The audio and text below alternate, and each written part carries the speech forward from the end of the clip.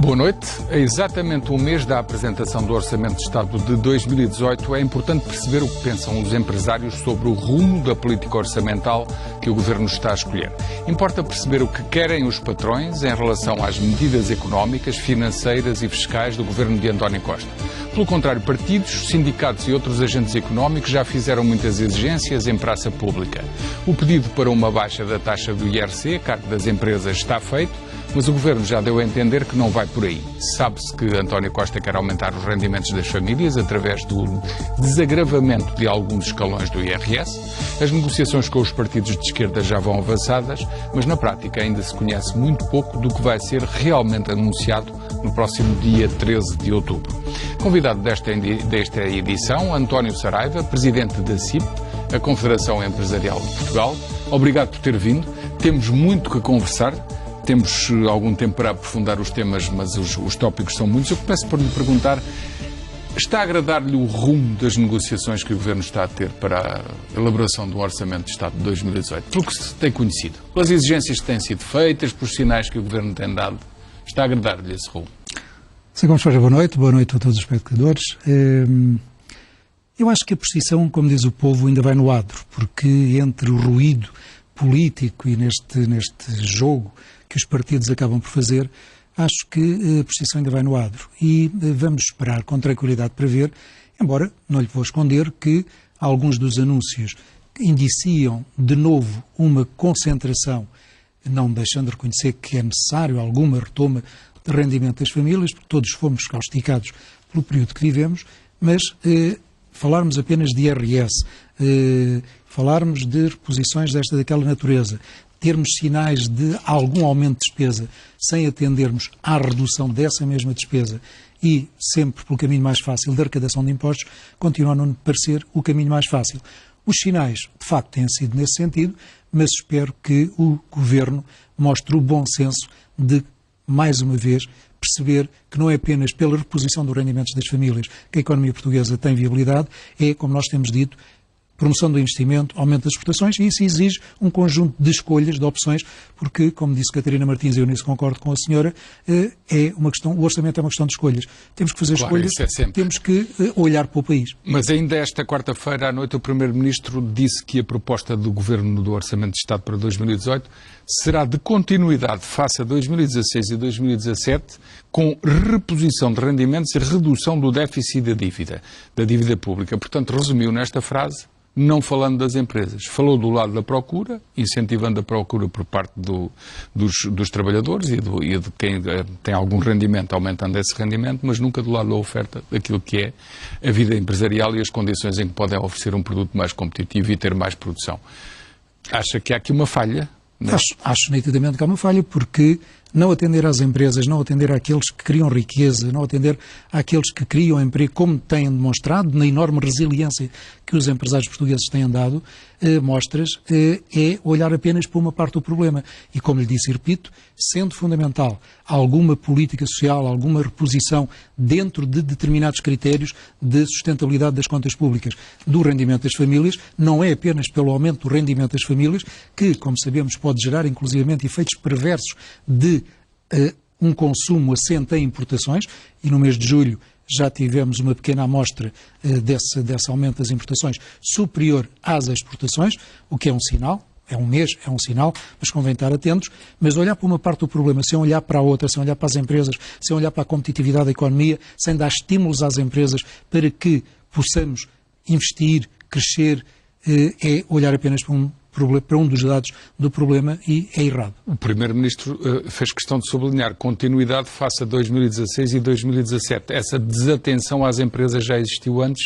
Mas o Primeiro-Ministro também assentou o primeiro orçamento numa focalização na reposição do rendimento das famílias e depois, gradualmente, corrigiu o tiro e tenho escutado em algumas afirmações que o investimento, aliás, os números são o que são e não há que os escamotear, a aposta no investimento e no aumento das exportações é o caminho que a economia portuguesa tem que ter em ganhos de produtividade que tem vindo a baixar nos últimos tempos. A baixar a produtividade. Tem vindo a baixar a produtividade. Nós apresentamos, porque os espectadores, não sendo este programa só de números, que seria maçudo, mas os espectadores também querem ter alguns indicadores. Temos dados nesse sentido, sobre a produtividade nos últimos trimestres. Já agora dê uma explicação do senso comum e da linguagem comum possível, só para os espectadores perceberem do que estão a falar. Tentarei fazê-lo. Temos aqui um gráfico que mostra... Se me permite, podem prestar-me o gráfico e temos aqui para os nossos colegas puderem apresentar aos espectadores. Temos o produto interno bruto, temos o emprego e temos a produtividade. E como vê, a partir do segundo trimestre de 2016, a produtividade começa a descer, 0,6 no terceiro trimestre, 0,4 no quarto, 0,5 no primeiro trimestre de 2017 e menos 0,7 no segundo trimestre. Esta baixa da produtividade para já não afeta o crescimento, mas a longo prazo tende a puxar para baixo estas duas linhas. Como o aumento do emprego é superior ao crescimento, é superior ao produto, obviamente a produtividade baixa. A continuarmos numa quebra de produtividade, seremos menos competitivos e, sendo menos competitivos, não é esse o caminho para que retomemos o crescimento. Seja didático, o que é que faz esta quebra da produtividade? Quais são os componentes e qual é a fórmula? Uma alteração, uma evolução dos custos salariais, desde logo esta questão do aumento do emprego, mas superior ao crescimento do produto. Portanto, as mesmas tarefas são feitas por mais gente, acaba por se conseguir fazer um produto maior da economia, mas cada um faz menos. Cada um faz menos. Por outro lado, o aumento que temos verificado dos custos salariais fora dos ganhos de produtividade, ou sem acompanhamento dos ganhos de produtividade, vão-nos fazendo perder competitividade. São estes indicadores que o Governo tem que olhar, são estes indicadores que têm que ser corrigidos. Mas os sindicatos não estão preocupados com isso? Nas vossas conversas, quando se reúnem, são sensíveis a isso? Os sindicatos têm uma focalização, como já tem há muitos anos, esta parte de aumentos salariais, aumentos salariais, aumentos salariais. E não entender que os aumentos salariais têm que estar suportados em ganhos de produtividade, em crescimento, e com ritmos que a economia portuguesa e que as empresas suportem, é estar também a ver uma parte apenas do problema. Que é o que fazem as economias mais competitivas. Aumentam salários, mas na justa proporção em que aumentou a competitividade. De acordo com a produtividade ou com os ganhos de produtividade política que nós temos defendido. Temos que ter uma política de aumentos salariais, mas indexadas à produtividade, aos ganhos de produtividade. Quando isto não acontece, há desequilíbrios que pagamos invariavelmente caro. Agora... Os sindicatos, ao terem apenas esta focalização legítima de aumentos salariais, é isto que tem impedido, em muitos casos, acordos mais amplos, como eu desejo, já temos esta parte em sede de concertação, de discutirmos outras matérias, ou seja, discutirmos a sustentabilidade para uma política salarial diferente, assente em dados objetivos e que sustentem esses ganhos. Mas eu, em relação aos salários médios e mais elevados, tendo a concordar consigo, mas em relação ao salário mínimo, sempre discordei da posição dos patrões, porque sempre disseram que isso ia prejudicar a competitividade do país. E os últimos estudos mostram que um aumento do salário mínimo com alguma expressão que tem acontecido e que vai continuar a acontecer não provocou essa hecatombe de que se falava da vossa parte. É verdade que sim. Portanto, reconhece que houve aí algum erro de cálculo? Não, reconheço que a situação em que o país se encontra de crescimento, de criação de emprego, sem querer fugir à sua pergunta, nós, em termos de criação de emprego... Permitiu esse aumento substancial. Permitiu que o aumento de 17,3% de 2014 até hoje do salário mínimo não tivesse efeitos perversos no emprego, porque felizmente temos vindo a criar emprego e, sendo certo que partimos de uma base muito baixa, porque nós continuamos a dizer e a reconhecer o salário mínimo é baixo. Temos é que criar condições, dar tempo às empresas para, incorporando tecnologias, acrescentando valor aos seus produtos, inovando nos mesmos, possam vir a ganhar margens dos seus produtos ou serviços que permitam estes aumentos salariais. Eu percebo o Partimos conceito. de uma base baixa, mas se não houve reflexo no emprego, foi porque, felizmente, estamos em criação de emprego, estamos com uma explosão turística. Económico. Exatamente. Sim, mas eu tendo a dizer que um patrão pagar 600 euros... Quando lá chegarmos. Mas eu acho que não será uma desgraça para a economia. Não, mas pelo por contrário, isso mesmo, mesmo apesar dessa linha da evolução dos fatores, como falou, de novas tecnologias, ganhos de aplicação de novas tecnologias, de processos, de alterações de métodos, permita fazer os tais ganhos de produtividade, mesmo antes disso, não é uma desgraça. Mas nós temos Por isso que eu acho que houve um desfazamento da vossa percepção sobre isso em relação ao salário mínimo. Já não digo em relação à média da economia. Não temos esse desfazamento porque, quando falamos do salário mínimo, e mesmo pegando nos 600 euros que se atingirão eventualmente em 2019, porque é isso que certo, o Governo, está previsto. O Partido Socialista e o Bloco negociaram, é evidente que quando falamos em 600 euros estamos a falar de um valor baixo. Esquecemos-nos, invariavelmente, é que as empresas, para pagarem 600 euros de salário mínimo, temos que lhe acrescentar os 23,75 da TSU, certo. temos que lhe acrescentar seguros obrigatórios, enfim, uma empresa toda para pagar a fiscalidade para fiscalidade e taxas e outras. E se a empresa não tiver à volta, enfim, quase 900 euros para poder pagar esses 600, não os consegue pagar. Por isso, esse custo para a empresa, o valor não é de 600, é 900. É praticamente 900. Certo. E, de facto, às margens, a uma concorrência desleal em que hoje operamos e em determinados setores de mão de obra intensiva, pouco especializada, nós concorremos com outros que, lamentavelmente para eles, ainda têm salários mais baixos que os nossos e, em alguns casos, República Checa, Polónias, ainda têm produtividades diferentes. Também é verdade que em muitos setores o custo da mão de obra não é assim tão percentualmente representativo. Mas sabemos isso. Sabemos. Então, quando se diz, isso vai encarecer muito o meu produto e eu perco competitividade.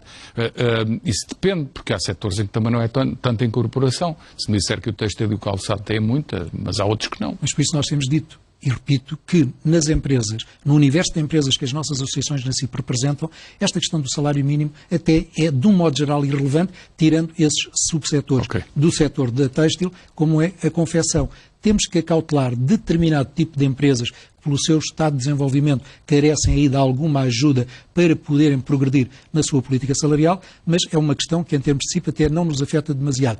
Mas também por isso, não fazendo incidir demasiado a discussão na questão do salário mínimo, temos outros fatores que queremos discutir em sede de concertação, como sejam os fatores de competitividade da economia portuguesa, porque é desse conjunto da melhoria dos fatores de competitividade que nós poderemos ter uma política salarial mais ao encontro daquilo que aqueles que recebem pouco podem ganhar. Sei que os têm sistematizados, guarde-os na memória por uns minutos, porque ainda íamos às questões orçamentais e, nomeadamente, na parte fiscal do orçamento.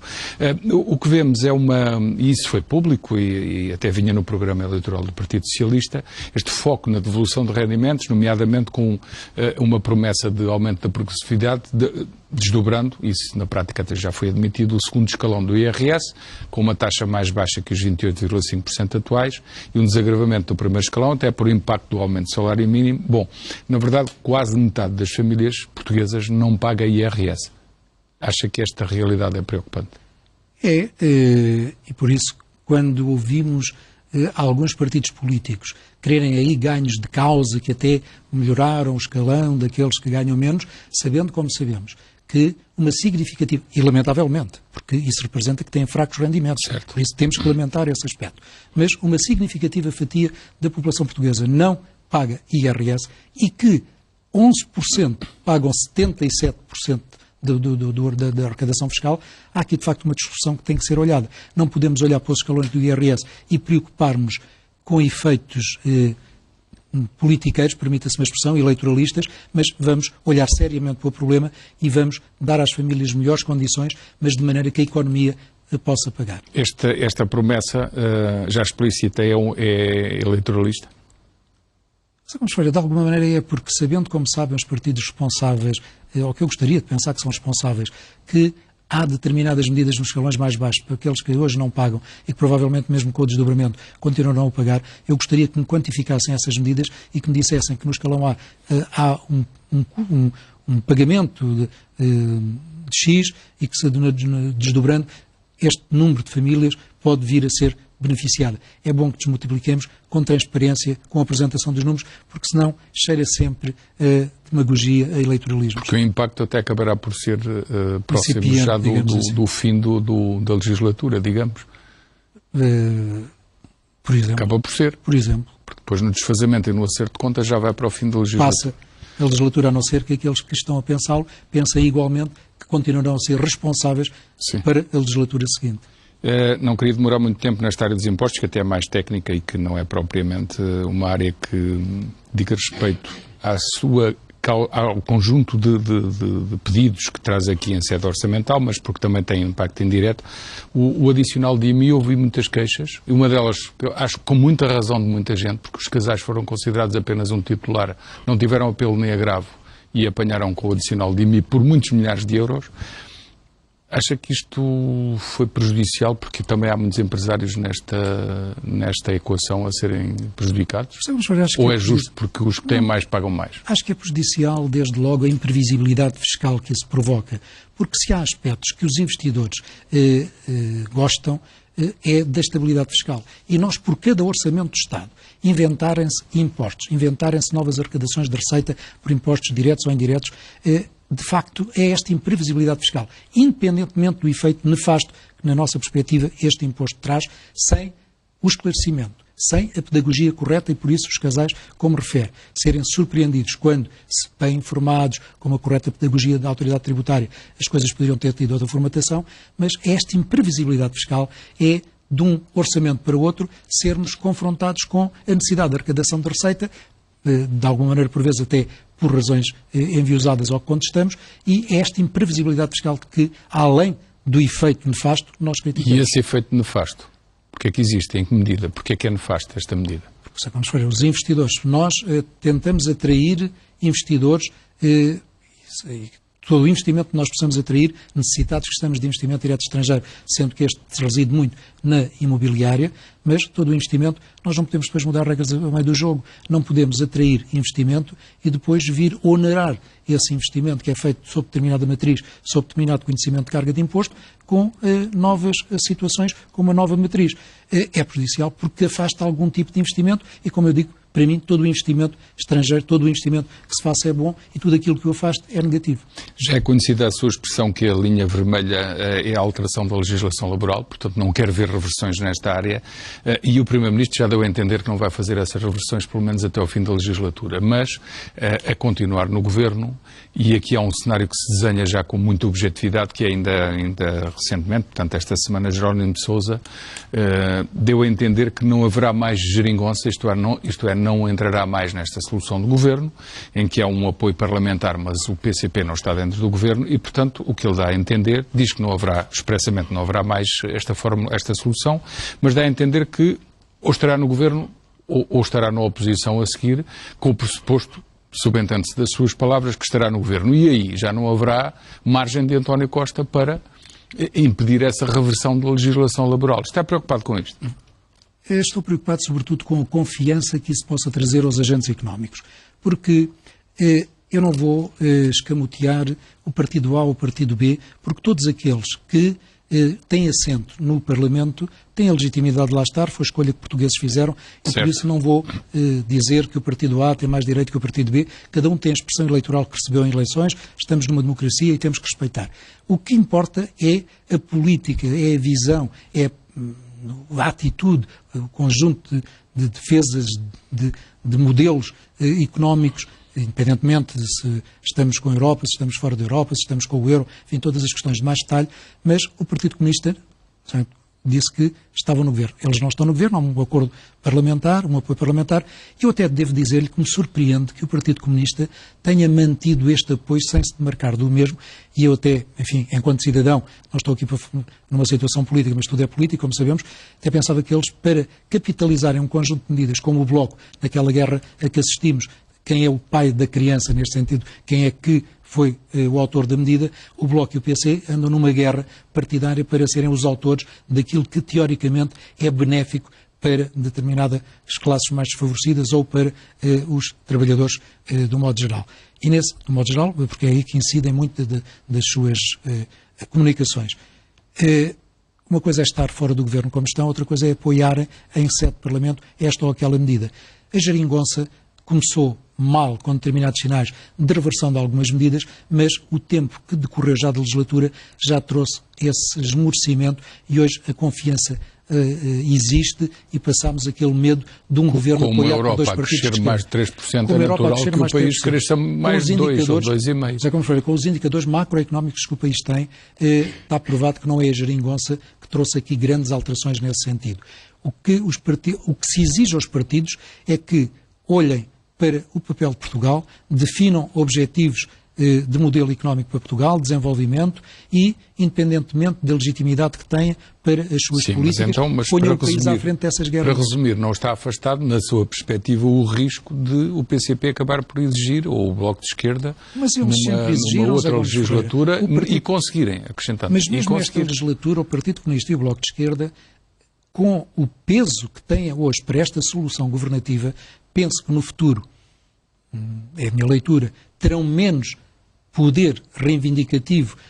O Partido Socialista tende a ficar menos refém do que está nesta legislatura em relação a estes dois partidos. Por isso, essa capacidade de influência, previsivelmente, na minha avaliação, até vai ser menor, mas já agora, nesta legislatura, apoiando este governo, estes dois partidos tiveram e têm uma força muito grande. Não foi por isso que o Partido Socialista reconheceu que o conjunto de medidas sobre legislação laboral não se deve mexer, não há capital de queixa do desenvolvimento das atividades económicas em relação às leis laborais. O que temos que fazer, e por isso eu disse que era uma linha vermelha, é não permitir a sua reversão. Porque se os indicadores estão como estão, temos, e na nossa perspectiva é isso que reconhecemos, temos que reconhecer que se deve a um conjunto de fatores, entre elas as leis laborais que temos. Que se as empresas as souberem aproveitar, têm já um quadro. Há sempre margem de progressão, mas o quadro que está permite o desenvolvimento das atividades económicas. Como é que viu a greve na Auto-Europa? Vi com pena, porque a estabilidade que estes últimos 20 anos, a estabilidade que a Auto-Europa teve, dever-se-á manter.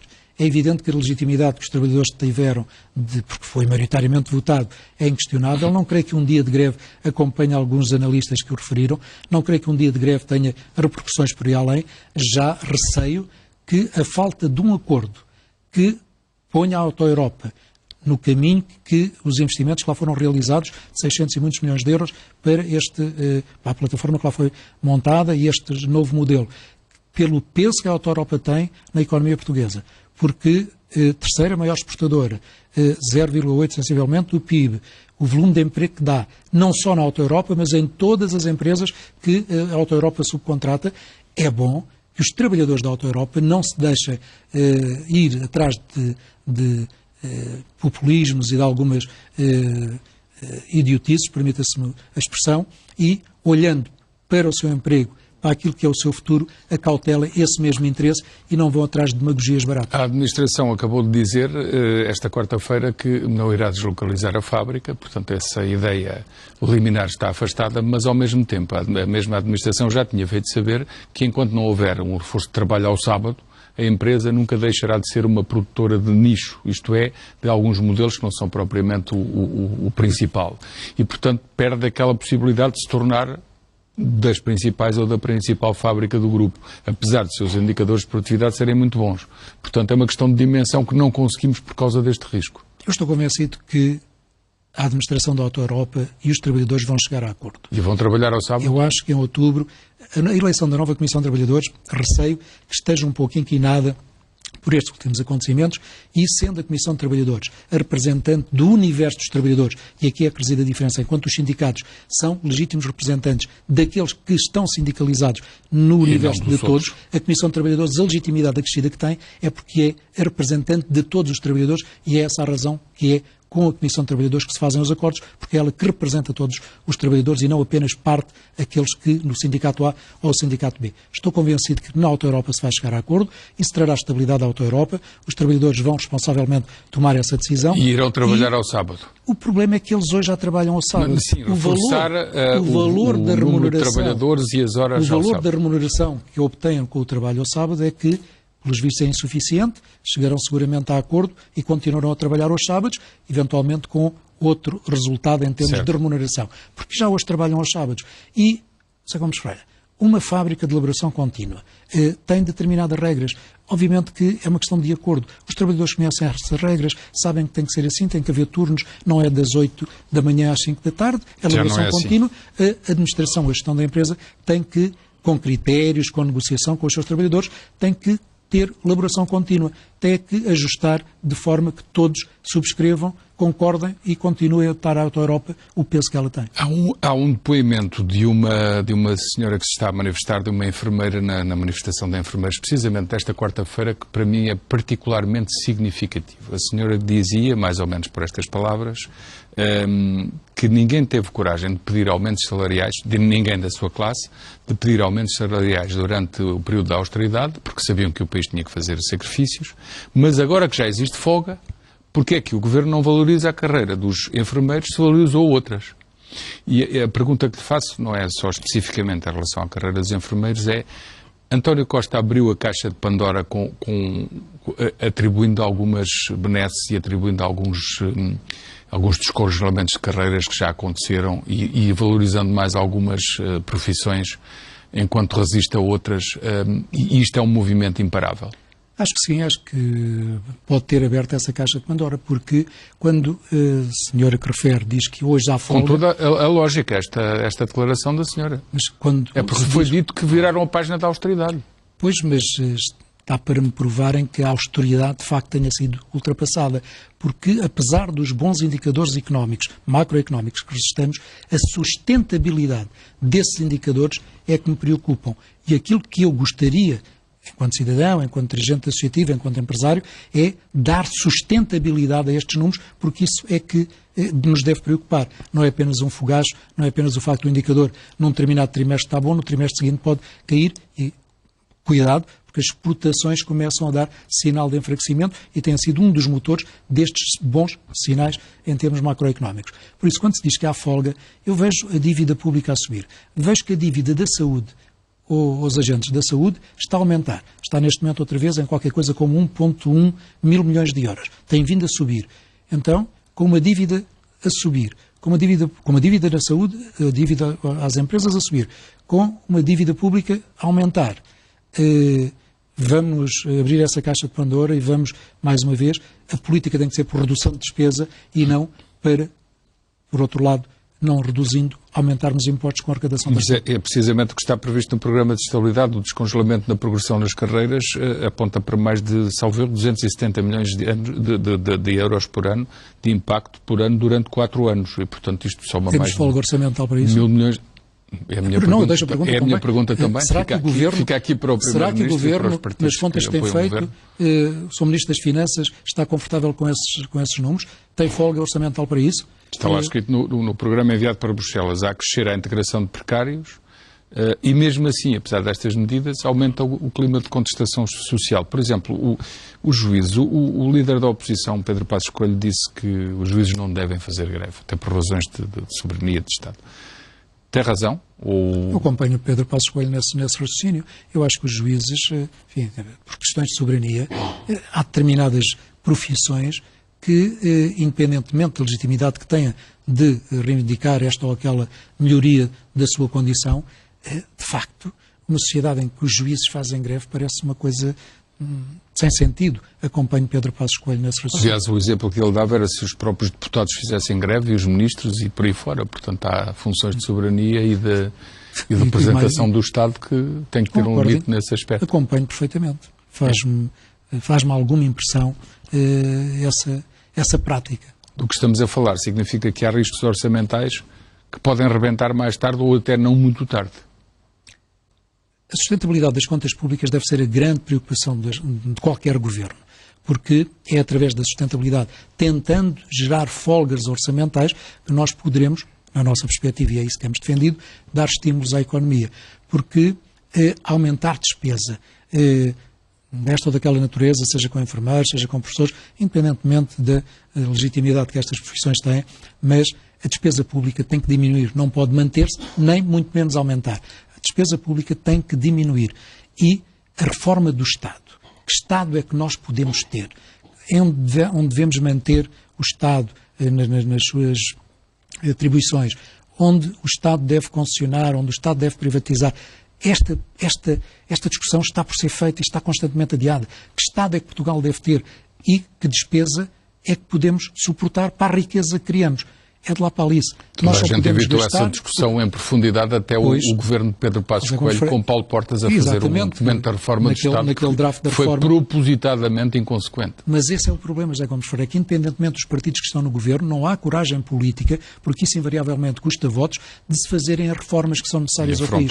E essa falta de política mantém o país com crescimentos anémicos e sem sairmos deste pântano, depois sem poder pagar melhor a profissões que o merecem, como os próprios enfermeiros, que ganham pouco, objetivamente, face aos colegas europeus e de outros países. Mais uma vez, como noutras profissões, quer na pública, quer na privada, nós só poderemos aumentar massa salarial se tivermos condições de sustentabilidade, se criarmos riqueza para esses aumentos. Fazer ao contrário é suicídio. Essa é a razão para estarmos aqui a conversar e para criar riqueza é preciso também haver um dos fatores a funcionar bem, a olear bem a economia, que é o dinheiro emprestado, nomeadamente pela banca, já que o financiamento das empresas por outra via, nomeadamente no mercado de capitais, em Portugal não tem grande hipótese, ou pelo menos não tem as condições que eram necessárias, até por razões que têm a ver com a culpa dos próprios empresários, mas isso leva-nos a uma outra discussão muito grande. Não, mas tem toda a razão, até por culpa dos próprios empresários, que se habituaram, que se viciaram ir à banca, capitais alheios, fáceis, baratos, e hoje e as estruturas de capitais próprios das empresas, que são lamentavelmente desajustadas, levou a este estado de coisas. E porque também nunca quiseram abrir mão de uma parte do controle das suas empresas, porque isso depois vender ações na Bolsa ou vender obrigações convertidas em ações também é complicado. Culpas há de parte a parte. Certo. Mas também, José Gomes, mas isto eu tenho que lhe dizer, peço desculpa, mas não podemos deixar de reconhecer que a enorme desalavancagem que foi feita, porque passar de rácios de transformação de 150 a 160 entre depósitos e empréstimos para os 100 em que temos hoje, num curto espaço de tempo, porque a banca, os empresários podem se ter viciado, mas a banca foi obrigada a emprestar-lhes, ou a própria banca incentivou a que houvesse esse acesso a crédito. De facto, temos hoje empresas fortemente endividadas, a desalavancagem foi violenta em um curto espaço de tempo e temos situações em que temos que recapitalizar as empresas, temos que adotar de capitais próprios diferentes, mas a banca tem que ser um parceiro de risco, coisa que deixou de ser, e aí também temos de ter... Precisamente, e António Costa fez um reparo público dizendo que a banca tem que apostar mais uma vez que foi ajudada, e a verdade é que os últimos indicadores, ou os indicadores sucessivos de concessão de crédito às empresas, mostram uma diminuição contínua, incluindo, e agora eu se me permite, eu vou citar porque os espectadores de vez em quando precisam de lembrar dos pormenores do que foi o conjunto de ajudas, um empréstimo de 3,9 mil milhões de euros em condições favoráveis ao Fundo de Resolução por mais de 30 anos para financiar a criação de um novo banco, isso é a resolução do BES.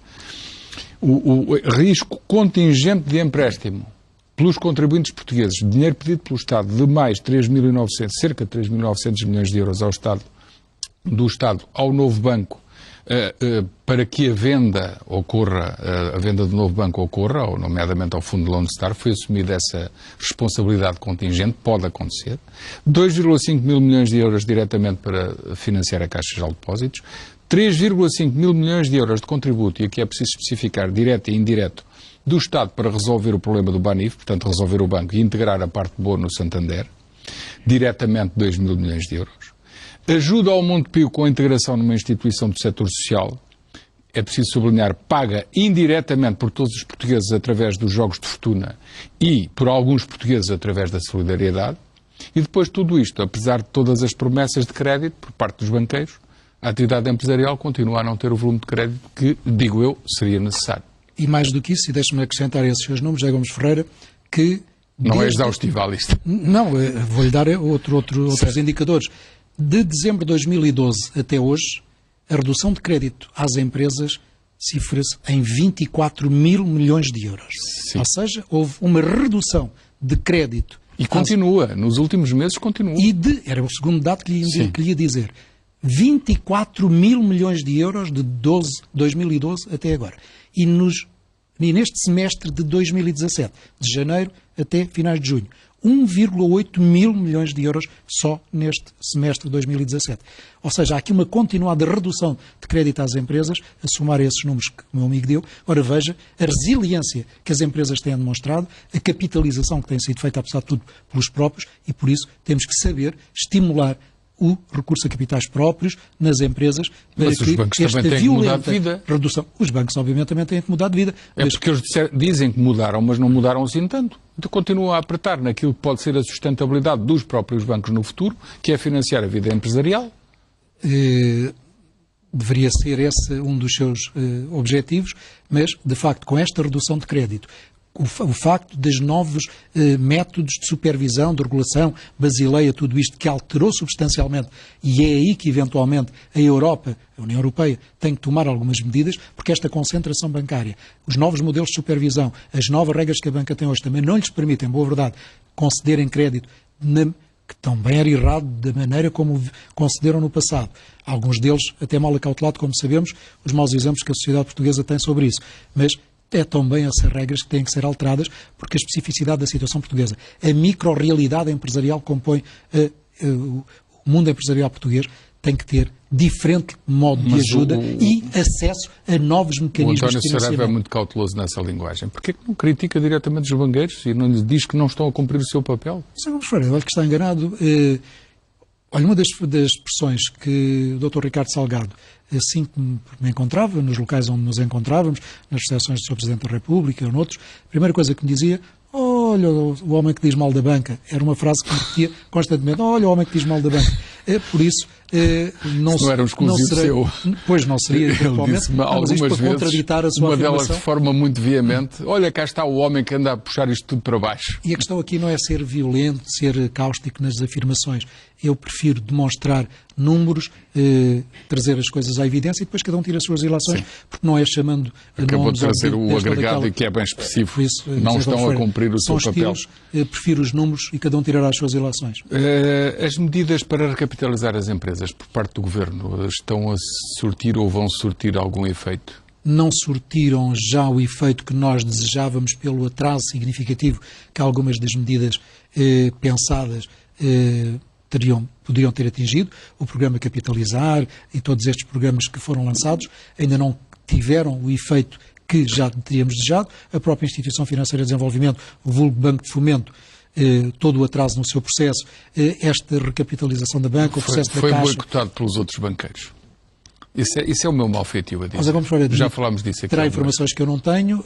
Não deixaram que aquilo funcionasse como banco, mas não há dúvida nenhuma. E foi em alta escala. Trabalharam ao nível da União Europeia. Não foi só aqui. Mas é isso que eu lhe ia dizer. Então, o Governo português, na negociação com Bruxelas, para a missão que foi dada à Instituição Financeira de Desenvolvimento, não poderiam ter sido mais exigentes, mas os próprios políticos tiveram medo. Já ia inquinar tudo. Bom, isto é o meu mal feitio. Pois, mas quando se tem medo, compra-se um cão, não compraram o cão, o efeito...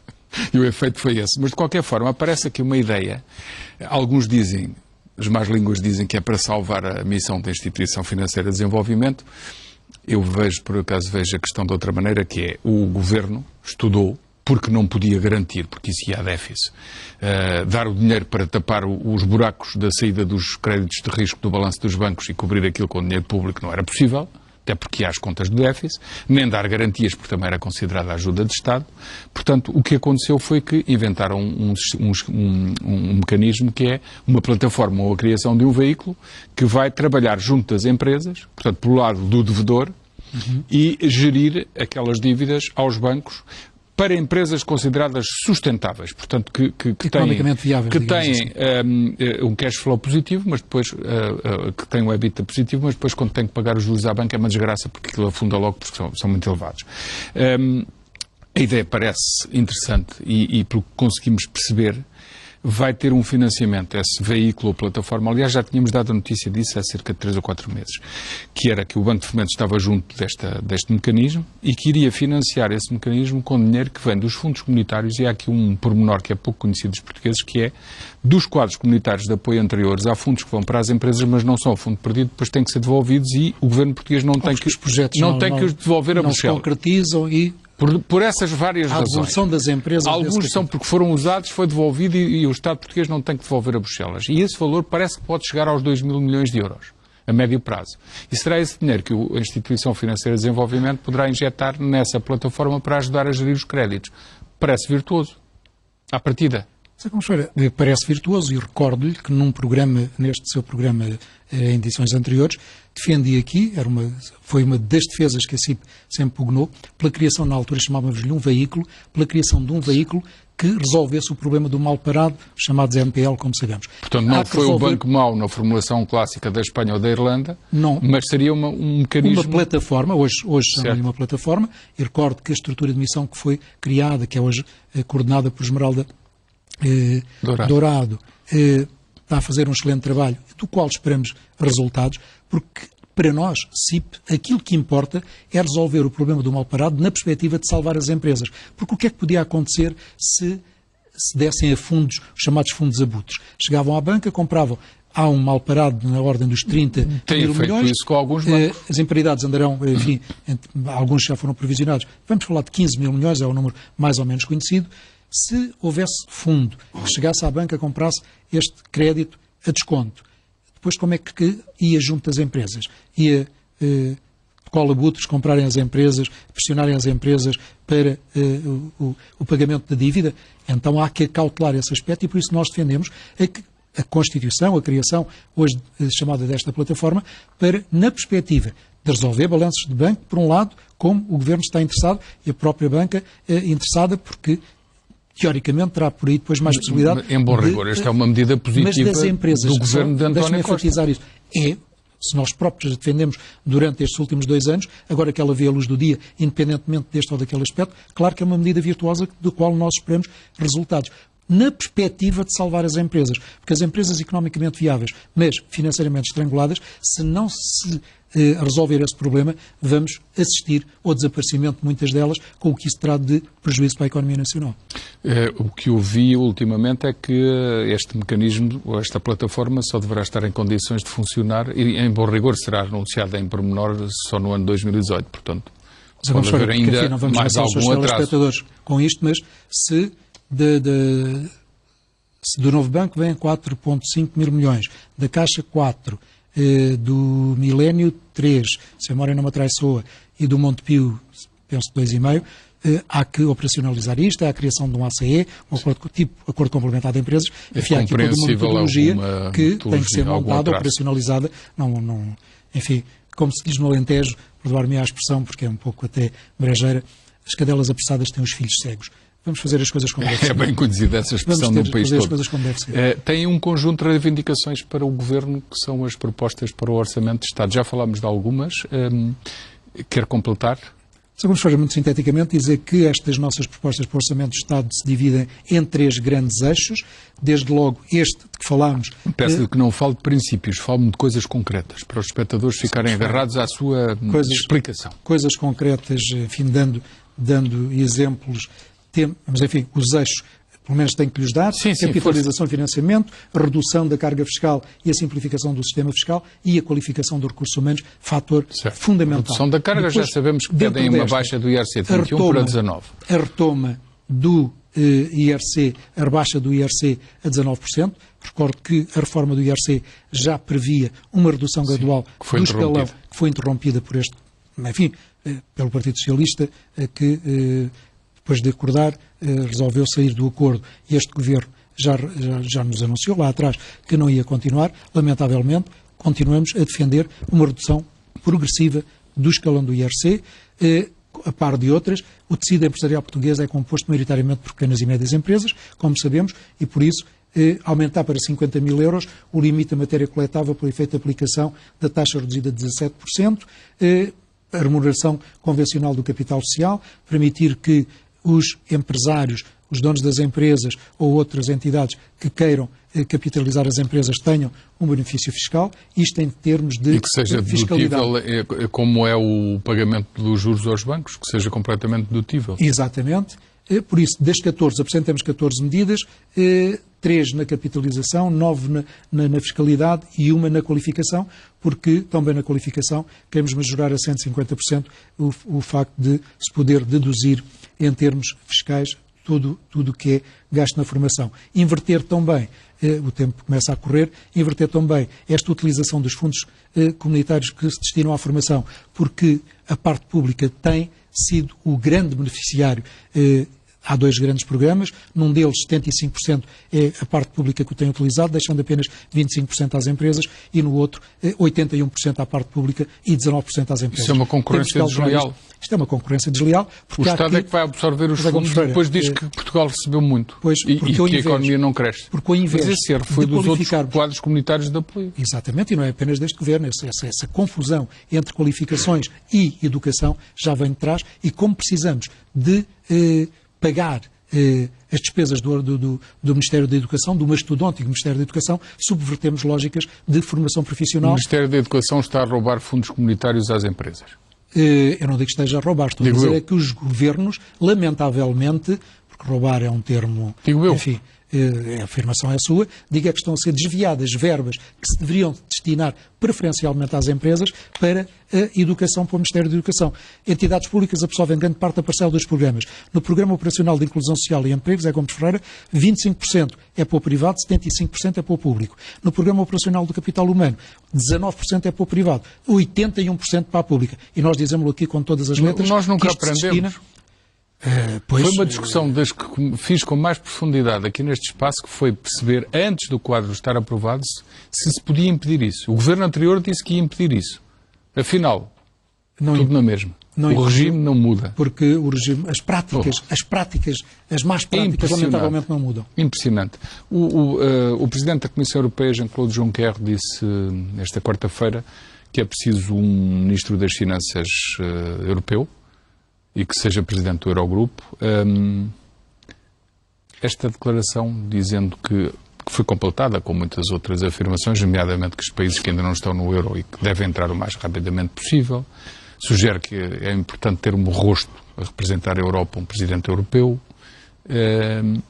Esta vontade e este voluntarismo até é útil para o espaço europeu e para as empresas e para os cidadãos. É pena que ao fim de tanto tempo de União Europeia e de tantos erros que já se cometeram, continuamos a persistir nos mesmos erros, porque ter um Presidente da União Europeia, juntando os dois, eu até compreendo, conta-se aquela anedota, que se queremos falar com o responsável dos Estados Unidos, ligamos para a Casa Branca e temos se queremos para a Rússia, aparece um atendedor de chamadas, se é para francês tecla 1, para inglês tecla 2, enfim, é de facto uma confusão, por isso ter um rosto, ter uma cara, mas mais do que o rosto e a cara são as práticas, e de facto a União Europeia tem que ser reformulada. Termos uma moeda única mais alargada provavelmente é virtuoso, termos um Ministro das Finanças único, com esta desagregação, com esta excessiva regulamentação que a União Europeia nos habituou, de facto, há que arrumar a casa, há que repensar a casa, mas aquilo que Jean-Claude Juncker disse hoje, algumas delas não posso concordar, não acompanho. Nomeadamente, um Ministro das Finanças europeu, sem que previamente se tratem de outros assuntos, de harmonização bancária e todas as outras coisas, porque é estarmos a fazer a casa pelo telhado. Porquê que vocês nunca se manifestam assim numa mega manifestação em Lisboa? Isto é uma pergunta para uma resposta de 20 segundos. Assim, a descer a Avenida da Liberdade e ir até ao Parlamento contra a burocracia infernal que não foi reduzida, pelo contrário, cada vez aumenta mais. Fazemos-lo permanentemente em sede de consultação social. Desculpe lá, isso não funciona assim. Tem que pegarem 30 mil empresários e descer a Avenida da Liberdade e ir até ao Parlamento. Mas não é descer a Avenida da Liberdade, é se calhar em Bruxelas, porque aí sim é que as decisões são tomadas, e exigir, mas é em Portugal que se reduz, sendo que muita regulamentação, tem que mostrar casos concretos de câmaras municipais e de ministérios que vos bloqueiam os investimentos. E vocês têm medo deles, porque têm medo que a seguir ainda seja pior. Não, está enganado, não temos medo. O que acontece é que juntar os 30 mil empresários no mesmo objetivo, se não lhe dermos um desígnio muito forte, sabe onde é que está a força dos partidos do regime? Diga-me lá onde. Está nos quadros dos partidos que estão na máquina do Estado, a emperrar tudo e a criar negócio para os amigos. É uma pena. Pois é, Gomes Ferreira, mas aí é uma questão da cidadania portuguesa, de todos, sem exceção, termos uma atitude cívica mais participativa, mais atuante e seguramente teríamos uma democracia melhor e uma sociedade melhor. Nós não nos cansamos de falar disso. António Saraiva, foi um prazer. Pois foi meu. Infelizmente o tempo voou. Se ainda tiver tempo, livros sobre